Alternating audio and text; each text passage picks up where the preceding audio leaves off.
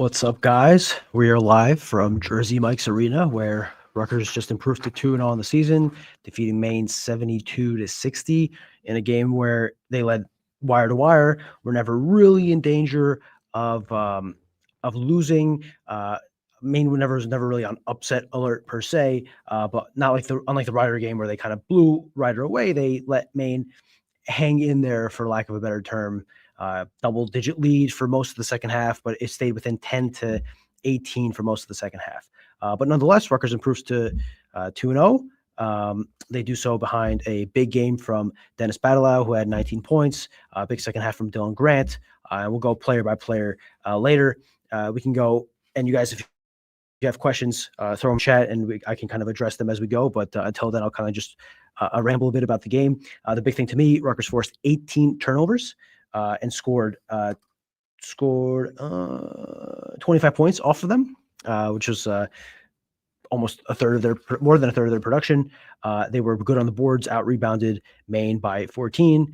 The issues were they went 18 of 29 on free throws, not great.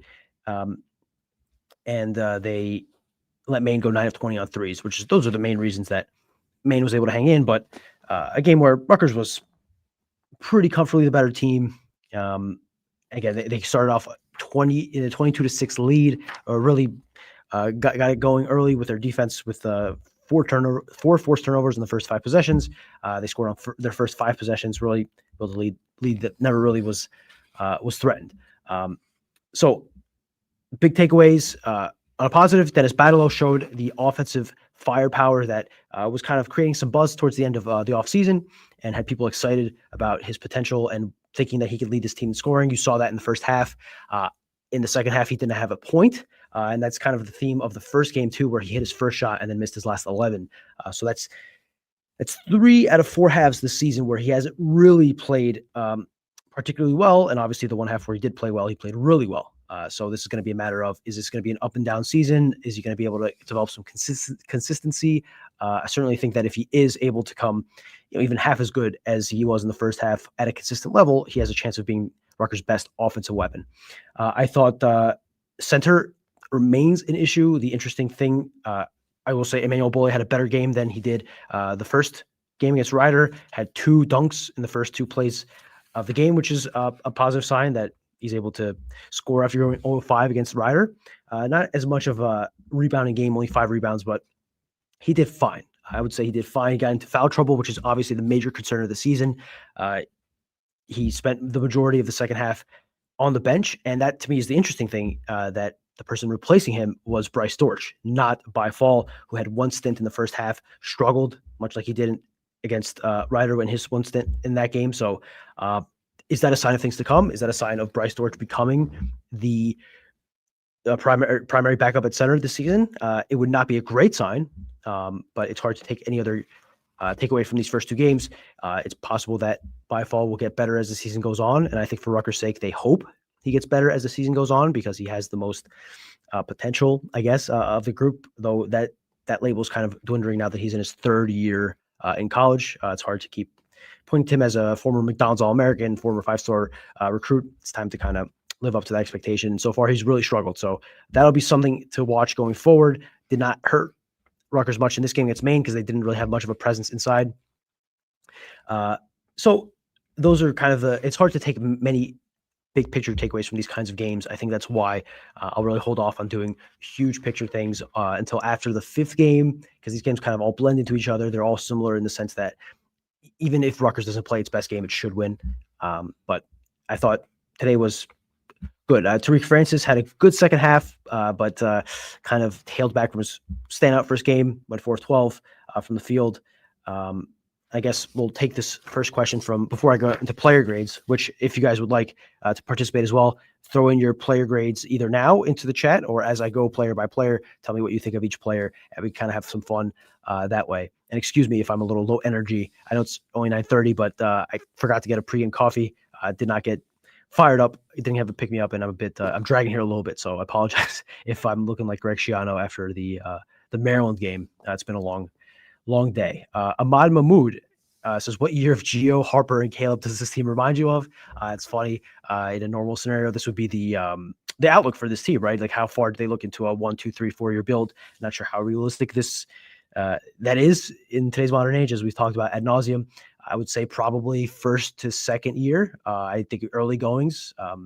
I'm the thing is though with those guys that the promise was shown a little bit as freshmen and they developed as sophomores. I don't quite see much out of the freshmen. No real player stood up among the freshmen. Badalau obviously had his big first half, but I think calling him and Zerno freshman is a bit disingenuous. I think if you're looking at the core 5 freshmen, Chris Newell played, one segment of 2 minutes and 50 seconds. Did not really, he took a bad mid-range shot and was fine defensively. I think he got 1 rebound, but didn't really, neither here nor there defensively, and was not great offensively.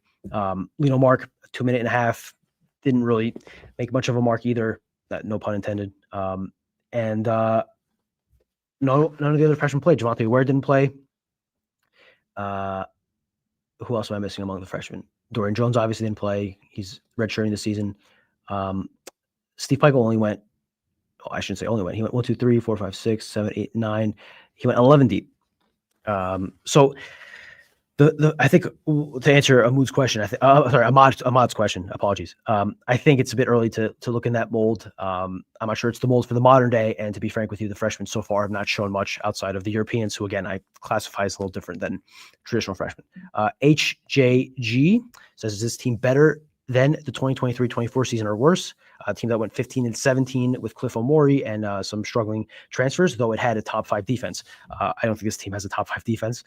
I do think it's probably a little better offensively, but I think it's too early to tell what this team is, either way, good or bad. I just think these early games are just kind of fool's gold, either in either direction, whether good or bad. So not to say that they don't matter, but it's hard to have big picture takeaways here.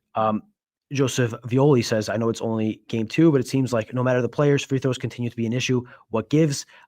We've been talking about this at Rutgers for a long time. Let me pull up the numbers. Today, Rutgers shot 18 of 29, which is just over 60%.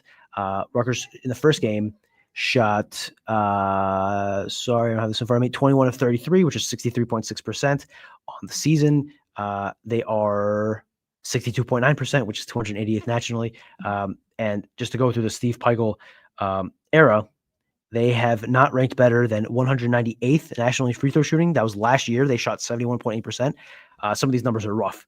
From his first year on, 62.5%, 65.2%, 63.7%, 64.5, 63.6, 70, 70, 65.8, 71.8, and now 62.9. Why? I guess the question is why? The answer is they don't recruit enough talented players to that are able to hit free throws consistently. This is something that, for the most part, is recruited. I don't think there are examples of guys getting better at free throws marginally, but you're not going to get a 70% guy in high school that's going to shoot 90%, 95%. You either have it or you don't, I think. Some of this, if I go really granular, is it the fact that the guards don't draw enough fouls? It's no coincidence last year Dylan Harper drew the most fouls of anyone, and he was a decent free throw shooter versus maybe the centers who don't shoot as well. Maybe it's a style of play thing. That is probably more of an off-season deep dive, but I certainly agree that it's a long-term issue. It's not for lack of trying. They do practice free throws. I know Steve Peichel's sick of telling people that, I'm sure, in the many emails he gets. I think it's kind of obvious, but the results don't show, which is why I understand the angst.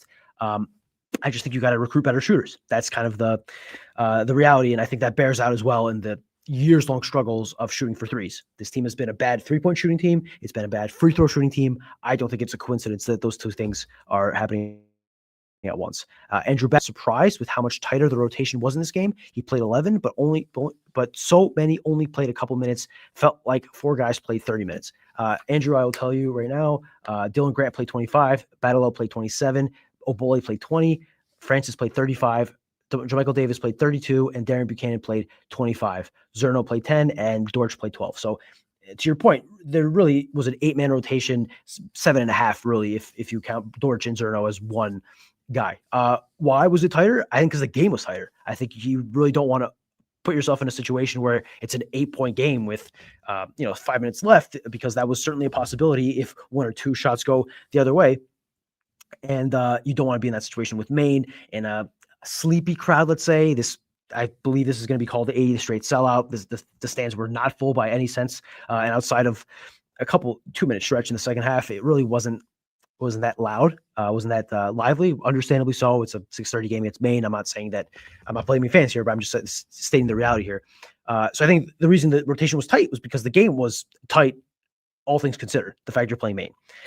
If this was like the Rider game where you're up 25 points, 30 points in the last 10 minutes, then maybe you kind of loosen things up and throw more guys out. But I don't think they're at a point where they can risk throwing out their freshmen who are maybe not ready for this point for a situation like that and risk losing a game you absolutely can't lose, right? So I think that if it will maintain this weight in the Big Ten schedule, that's kind of an interesting to look forward to in Vegas, and the Seton Hall game is how tight will these things be. But I would have to think that 9-10 deep max is what they're going to go with until one of the freshmen or two of the freshmen maybe kind of take that step up and show they can compete. Kind of like Dylan Grant did, in Vegas, or I should say after Vegas in January, kind of made his mark. Interesting viewer here, Steve Politti, who can just text me and join if he wants, unless he already did text me and I didn't see it. Let me check that. He did not. He doesn't want to work tonight. I don't blame him. I think he just might not be ready, right? I just think I think Christian Woolley is an exciting prospect filled with potential for the long term. He might not be ready to make an impact against Maine, which doesn't sound great, but I don't think that's abnormal for a non-5-star Dylan Harper level freshman. So it's not great. It's not a great sign. I'm not saying it is. I'm just saying it's probably not time to hit the panic button just yet. You watch back the 3 minutes he played and tell me if you think he deserved more time. From what I saw live, off the top of my head, I don't think it warranted it. So Andrew Babb is going to throw out his grades in the comment section. You guys can check those out as those trickle along. I will start mine as well. Unless you guys have more questions, I can stop intermittently and answer them as I go through. Dylan Grant, I think if you asked me in the first half when he finished the first half with 0 points on 0 shots and 1 rebound and 1 assist in 9 minutes, I would have a pretty low grade. And then in the second half, he has 10 points on 3 of 6 shooting, 4 of 6 on free throws, 9 rebounds, 1 assist, and just 1 turnover. So much more aggressive in the second half, much more of what you want in the second half, much more of what you want out of him. Again, we said after the first game, for Rutgers to be good, he needs to be the guy. It's good to have Badalau scoring. It's good to have complementary guys playing their part. You need Dylan Grant to be the guy. In the second half, he wasn't overtly the guy. He wasn't making plays that really stood out, but quietly he had the best half of anyone. Again, 10 points, and he took 6 shots after taking none in the first half. I'd probably give Dylan Grant overall a B+. A B+. Wasn't an A performance, but was a B+. Denis Badalau, a bit complicated.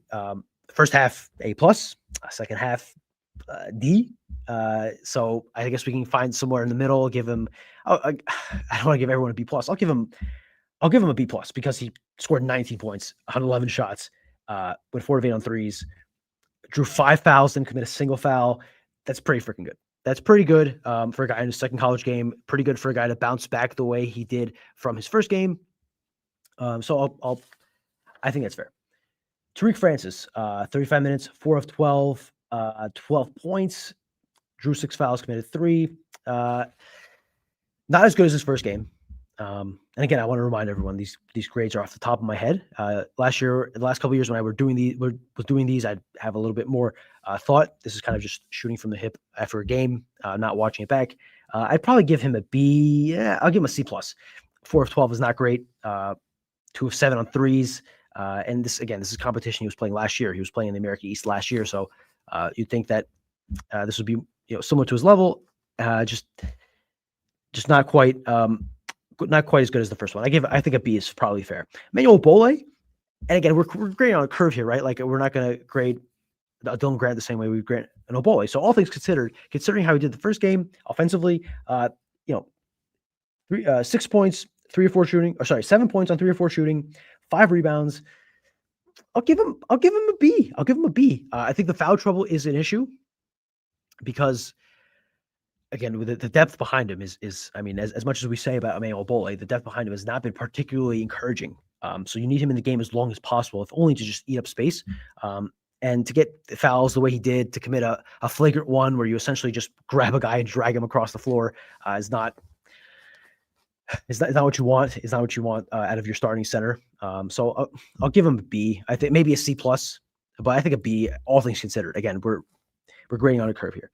And the last starter, Jermichael Davis, who was named Steve Pikiell revealed as a captain today. I think that's probably fair. He's the veteran guy coming back from his team. He's the leader.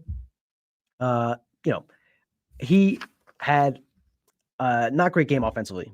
2 of 7, 1 of 3 on threes, 3 of 6 from the free throw line. He's one of these guys that did not play particularly well at the free throw line. But defensively, he had 2 steals, and he was part of the peskiness that forced Maine to commit 18 turnovers. That wasn't all steals. That was some of it was ball pressure. Some of it was kind of just getting Maine wound up and nervous and making dumb mistakes. And I think Jermichael Davis played a part in that. So I'll give him a B. And I know I'm being very generous here, but I'll give him a B. Darren Buchanan, 4 of 5, 10 points, only 1 rebound, which isn't great. But good second half, had 2 sneaky important layups in a minute span with about 6 minutes left, where, again, you're in a game where it's going back and forth. Teams are missing free throws, missing shots. The game is all broken up, fouls called all over the place. I mean, let me make a point of that here. In the second half, between both teams, there were 28 fouls called in the second half. 28, and none of them came when Maine wasn't fouling to extend the game down the end. There was none of that. It was just purely from the action of the game. 28 fouls is way too many fouls to be calling, especially after you only call 16 in the first half. I would argue Maine was more physical in the first half than the second half. So I didn't like it. Anyway, to go back to Darren Buchanan, I'll give him a B plus. I thought for his role, for what he had to do, 25 minutes, solid defensively, did what he had to do offensively. I thought he was fine. Zerno, I mean, I'd give him a C, just not really much there.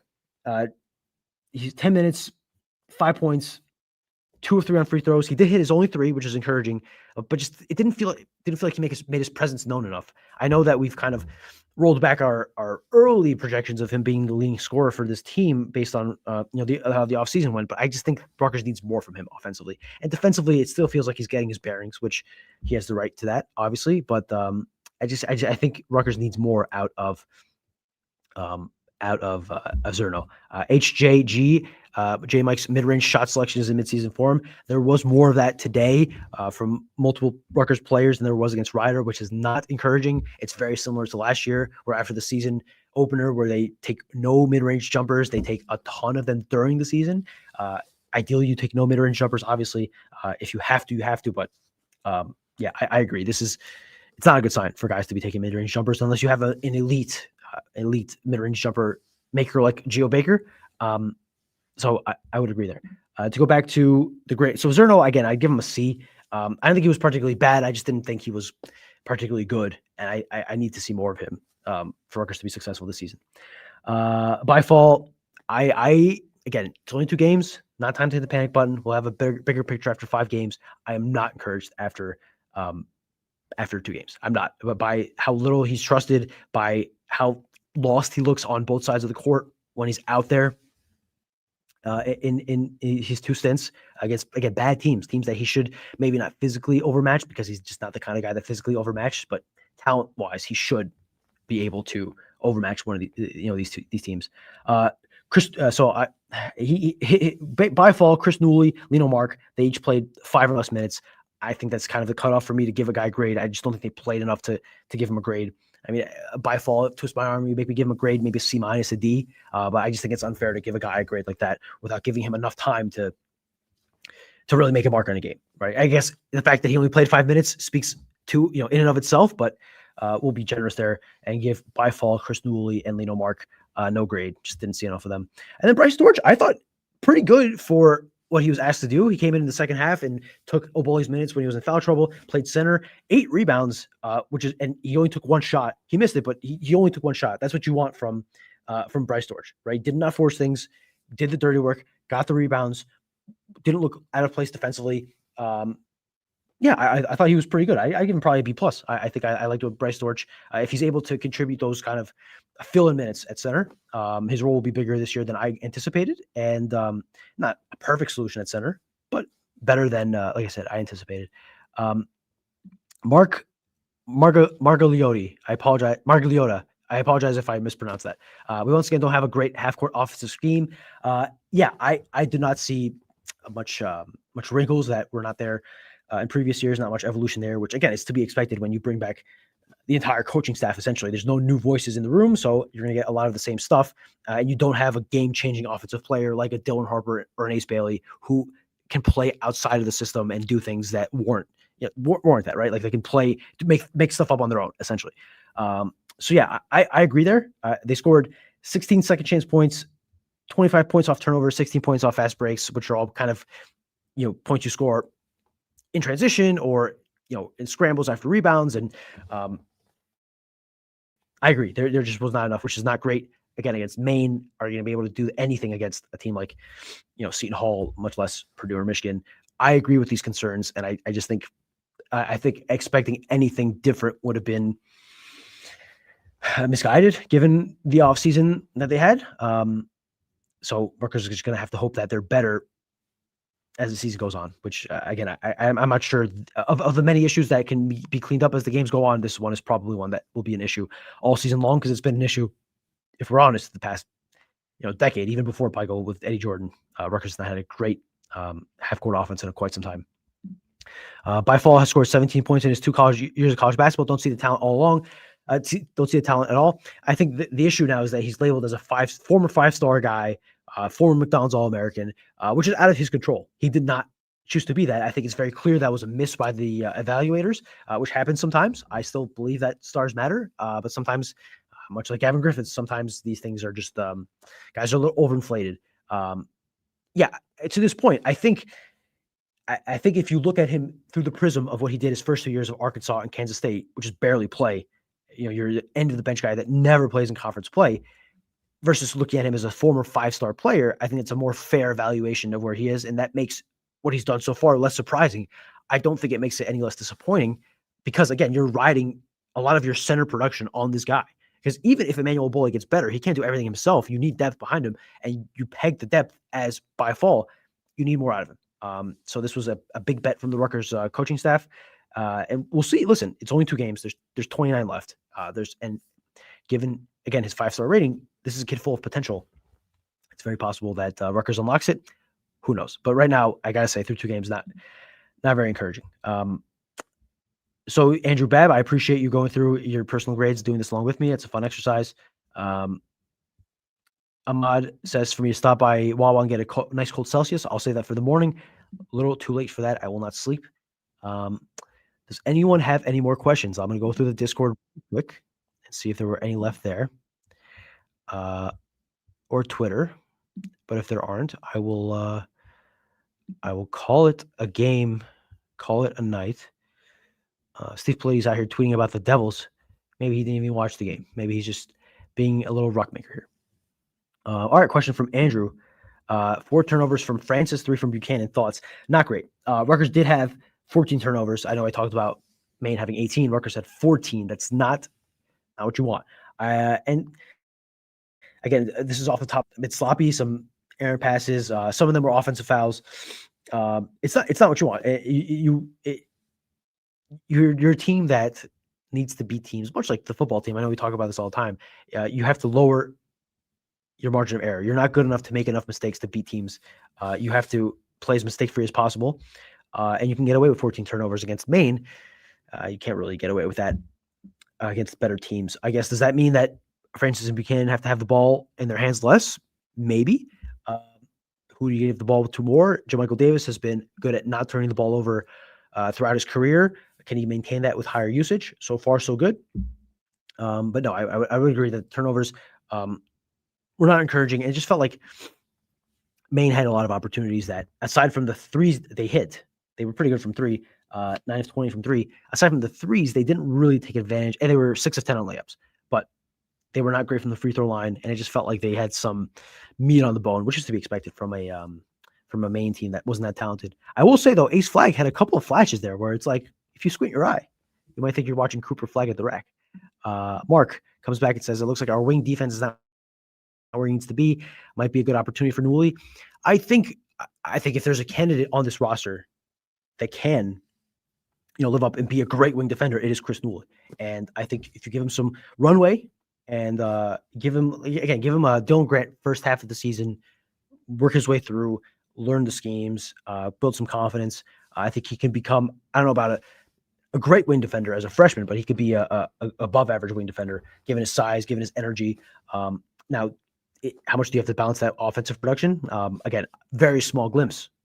He only played 3 minutes and he had one shot. I did not like the shot. I did not like the shot. If he's able to be more of a bruiser, physical guy, get to the rim like Buchanan did today, which I liked. I like Buchanan's aggressiveness, and that's going to be the way he scores: is getting out in transition, running to the rim, barreling through guys, and finishing. If Newley can play in that mold, I would be encouraged about his offense. But I think if you're going to depend on him this season, it's going to be on defense. I think he has a chance of being a good wing defender. You'd like to see some of that in these early games, but the true test will be, late December against Penn and Delaware State. That's the last 2 tomato cans you play, and then you go into Big Ten play. Then we'll have a better idea. But yeah, I think it's a good shout. I think Rutgers has had a great wing defender since Caleb McConnell. Steve Pikiell's been high on Chris Newley. We'll see where that goes. All right, guys, we've gone on for 26 minutes, which is about 10 minutes longer than I expected for a game against Maine. I'm setting a high bar here. I'm going to talk for an hour after the Purdue game, maybe, depending on how that goes. But all right, thanks, guys, for tuning in. I appreciate the questions. I really do. Subscribe to the channel if you can. Give us a like. Follow us on Twitter.